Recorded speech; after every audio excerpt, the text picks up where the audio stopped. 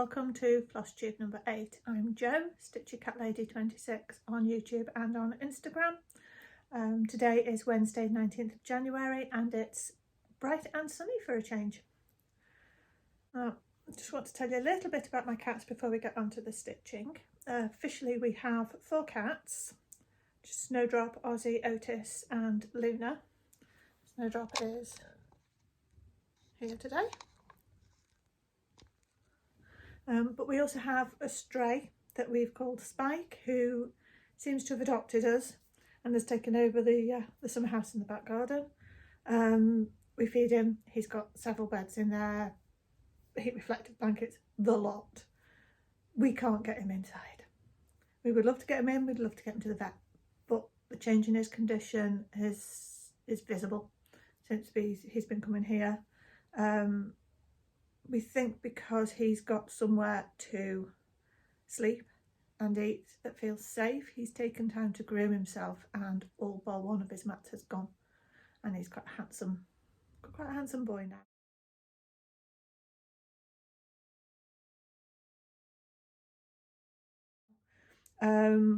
On a Facebook group for our local area, we did actually manage to locate a previous owner.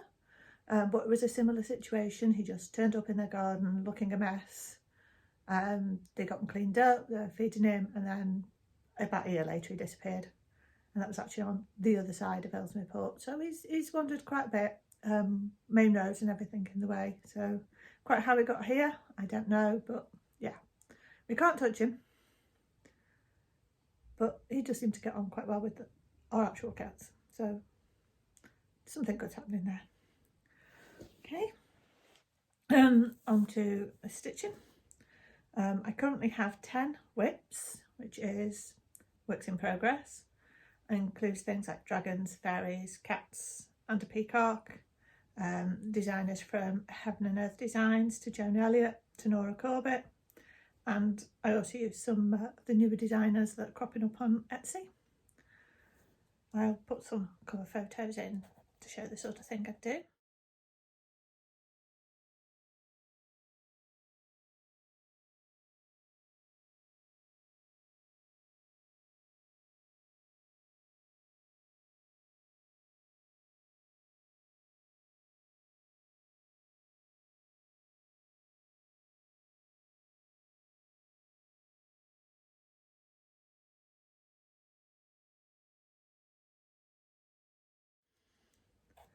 Now, since we last met, I've only actually worked on 3 projects, and one of those is a secret project, so I can't show you anyway. What I work on at the moment is guided by the Magical Stitches game on Facebook. Basically, notes are here because cat.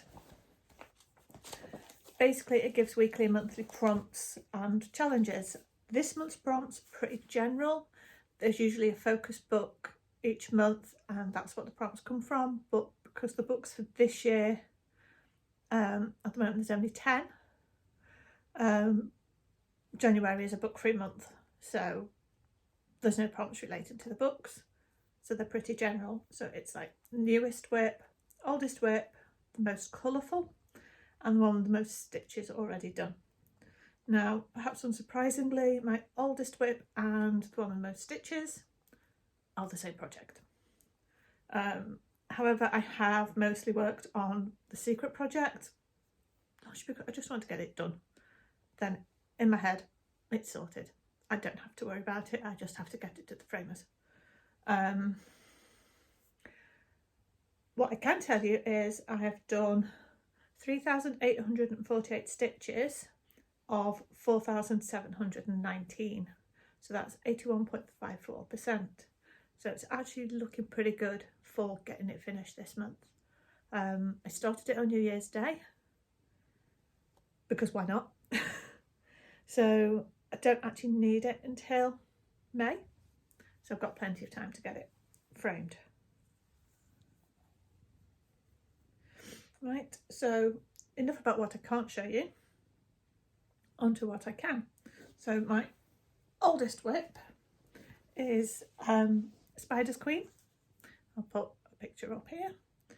The artist is Little Fairy Art, and it was charted by Heaven and Earth Designs. I'll also put in a start photo, whatever. I've basically worked here. I've filled in these areas and carried the pop threads down. This is actually the bottom of the page. It's not the full width of the page, that's somewhere over here, but that's the bottom. So I decided to move up here and just do a bit of a different colour, because as much as I love these oranges and reds, I wanted a bit of a change. So again, I filled in a little bit here. That's a separate start photo, so I'll put that up separately. So on that, the weekly challenges, we've set our own targets. I've gone quite easy on myself and only set 100 stitches. The monthly challenges are more specific. Part 1 was 1,000, part 2 is 1,000, part 3 you had a choice, depending on what the outcome of it you wanted it to be. So I did the 2,000 option, and the final part is 1,313 stitches. So I made sure on my newest project that I actually left 1,313 stitches, so I can just work on that and not worry too much about counting for that game. I count for other games, but the projects don't really matter on those. So definitely did over 100 stitches because I also used it for monthly. So yeah, we're getting there. Now, the most colourful whip is my Planet Dragons, also known as the blanket. It's huge. The fabric goes from selvage to selvage. Again, I'll put a cover photo of the whole thing in and the start point. I've basically filled in a little bit here and a little bit here. I'm just basically moving pocket threads around, tiny little bit up here. And I basically did 232 stitches when I really only needed to do 100. But I just enjoy working on it, so I wanted to do a little bit more. The artist for that is Rob Carlos, and I am doing a stitch along with Crafty Rogue Gamer. She's also got a Rob Carlos piece, so if anybody else is working on Rob Carlos, wants to join in or just wants to have a nosy, it is hashtag Rob Carlos Fantasy Sell, and I'll actually put that down in the description. It was charted by Heaven and Earth Designs, and to qualify for the most colours, it has 89 colours. So yeah, it's basically the solar system as dragons. You can't go wrong. Sorry, needed a drink. Okay, on to haul. There's really not very much, but still, super cake bag. So all I've had this week was the flowers themed box from Flosstubers. So that's 2 charts, one by Flosstubers, Joe Critchley, and one by Joan Elliott, one of my favourite designers, and they're both just such lovely people. Hopefully I'll get to meet them again this September. Hopefully the Flosstubers retreat will go ahead this year. You know, I've already paid, I'm going whatever. So Joan's contribution was Peony Fairy. So similar in composition to the Lavender Fairy up there, but different enough. I think I'm going to have so much fun stitching her. And then Joe's contribution is that.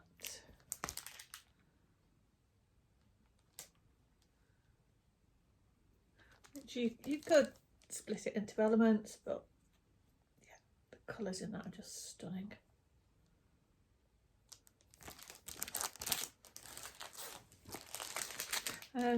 We also get 2 fabrics hand dyed by Joe, Pole Stitchers. So we have, I went for the 32 count Lugana for a change. I normally go for 28 count, but I just thought, you know, let's have a change. So we have Sweet Pea, multicoloured, green, blue, pink, yellow. I've not opened these out fully yet, but yeah. And we also have carnations. So I think they're going to be beautiful. Now the fabrics are not intended to go with the designs, but well, now the model is actually shown on Fairy Dreams, which is a Pole Stitchers fabric, but come on, it's got to be done. The other piece of haul, I said last time that my craft light was annoying me and needed to be got rid of and replaced because it only worked when it wanted. I now have a new craft light. So 3 different colourways, bright or not so bright. Actually almost used it as my light for the video, but it's just not, it was creating weird shadows. So back to the ring light.